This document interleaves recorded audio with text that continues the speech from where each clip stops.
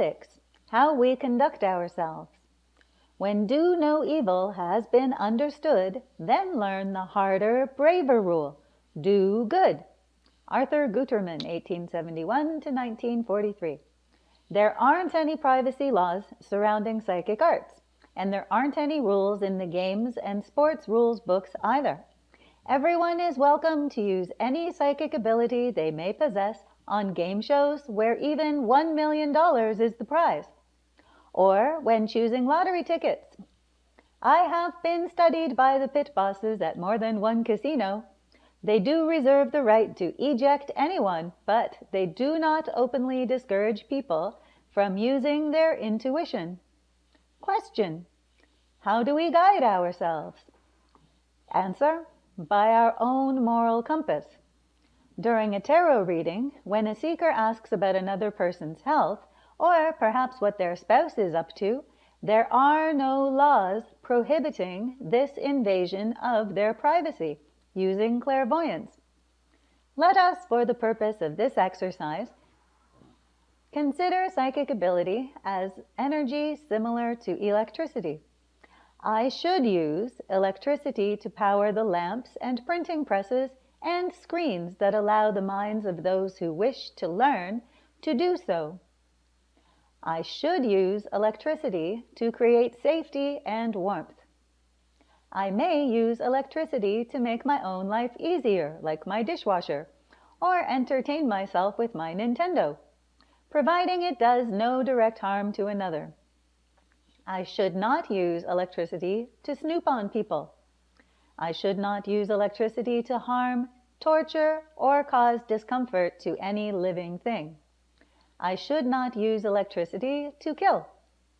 I may use electricity to defend myself or my property within reason. For all the electricity should nots, there are laws in place. What about non-electrical should nots, where there are no laws in place? It is not, for example, against the law to commit adultery, nor to lie to anyone, except under oath in a courtroom. It's not against the law to torment a person who loves you, emotionally or psychologically, using passive-aggressive or verbal abuse. And people do. Karma. From the Sanskrit, action, effect. From karoti, meaning he does. Like attracts like. We all possess the potential for good and evil, and in our time between incarnations, known as the interlife or life between lives, we study what we have done in our previous lives, and we contemplate intentions for the next one. We live and learn, review, plan, and then live again to learn some more. Protection. How we protect ourselves. In this lesson, you will be learning how to deflect and dispel negative energies. Sticks and stones may break my bones, and the evil eye can give me a headache. The mind is everything. What you think, you become. It is a quote attributed on the internet to both Buddha and to Socrates.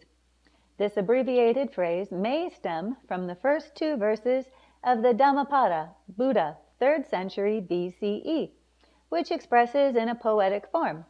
1. Mind precedes all mental states.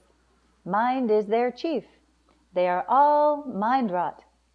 If, with an impure mind, a person speaks or acts, suffering follows him like the wheel that follows the foot of the ox.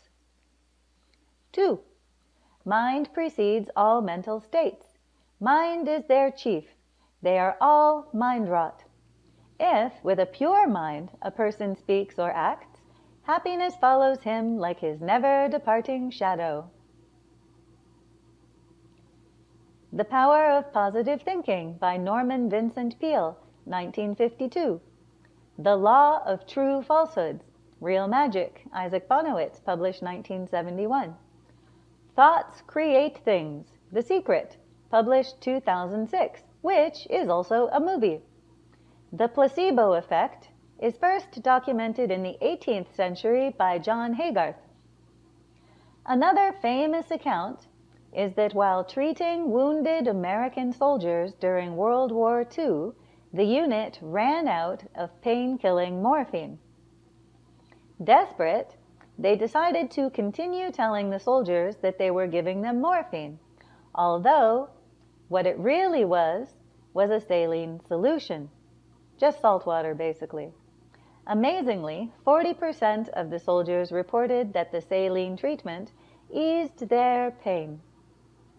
Personally, I don't care if I'm experiencing a placebo effect as long as it works.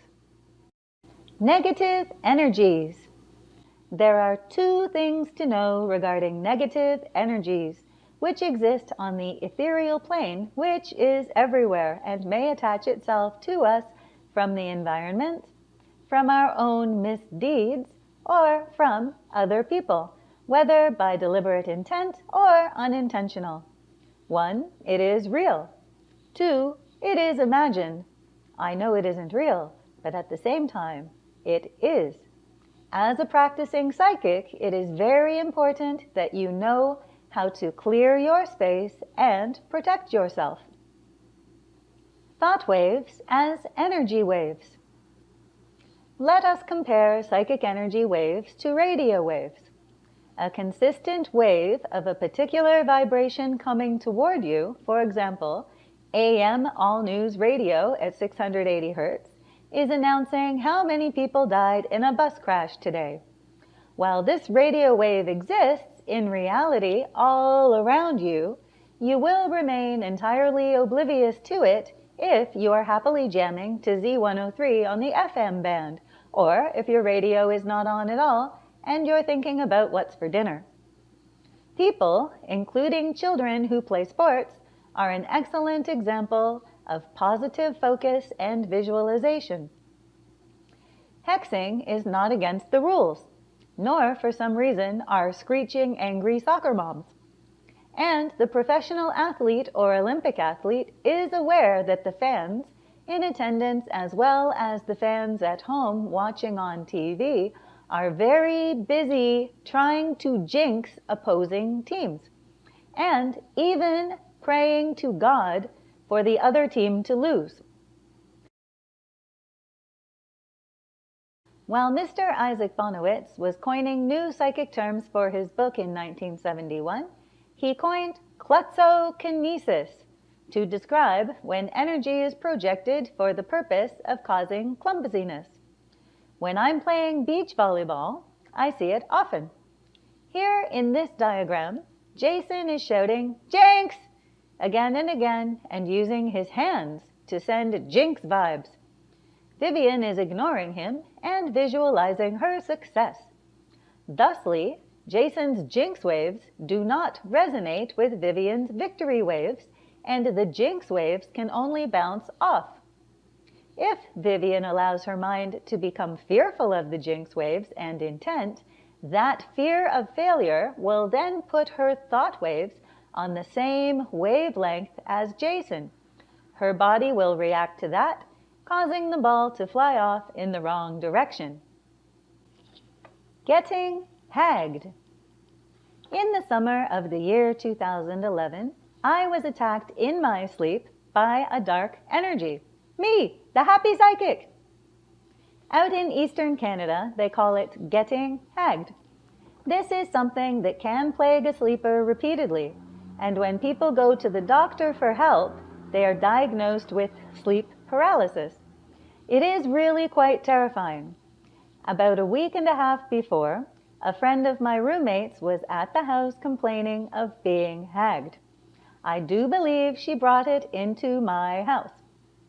In the same manner that a loved one may appear in your sleep as a dream visitation, negative energies can also visit you in your sleep. But don't worry, I will repeat, in this lesson you will be learning how to deflect and dispel negative energies. Let me tell you what happened. I was sleeping on my back, and in my dream, and it was a dream, my bed began floating up off the floor and was tilting in motion like a boat on the waves. While I was propping myself up, wondering what's going on, and I'm not sure if I really was propping myself up, I saw in front of me a cloud of black, feathery energy stuff floating and moving about within itself. Then it was upon me. It pinned me down so that I could not move. This is the sleep paralysis part of the medical diagnosis. So terrified, I began trying to yell, "No, no!" And this is when it began trying to enter my body through my mouth. So while I was pinned down and the evil being was trying to enter through my mouth, I had an epiphany. I projected love and happiness toward it. And poof, it disintegrated, never to return. I have since advised my roommate's friend and some other diagnosed chronic sleep paralysis sufferers thusly, and, to quote them, saved their lives. When I posted this cure online on a medical forum, some materialist over there deleted it. In conclusion, darkness cannot exist where there is light. Any dark corner into which you shine a light, that darkness will cease to exist. And so this brings us to our responsibilities. With great power comes great responsibility.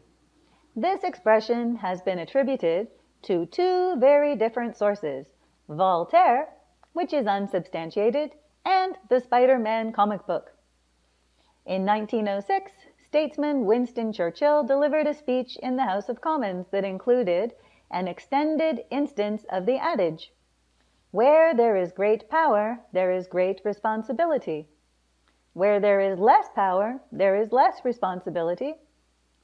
And where there is no power, there can, I think, be no responsibility." To know the future is a great power. To communicate telepathically with spirits and earthly beings is a great power. And to have control over another's energy is a great power. Question: what percentage of the population believes in the supernatural? Answer: under the right circumstances, 100%. To the general public at large, as psychic intuitives and mediums and energy healers, we appear to have a gift, a power, and a connection to the spirit world that they may fear or revere and do not understand. The power of suggestion alone coming from one of us has the power to harm and to heal. As practitioners, we do all of these things and become accustomed to it. Happy when we're hitting an 85 to 90% accuracy. We call being accurate being on point, and it is often accompanied by chills and an emotional sensation of feeling moved. We take it all in stride, and we work to improve our capabilities, charging a fee, saving for a vacation like everyone else, and possibly even sometimes taking it all for granted. We must remain grounded and retain focus upon our responsibilities. Some of our responsibilities, as I perceive them, are: 1. To know and to stay true to our sole purpose. 2. To serve others and the greater good. 3. To learn. 4. To teach. 5. To grow inner health and harmony leads to outer health and harmony, which then in turn reinforces the inner state that created it.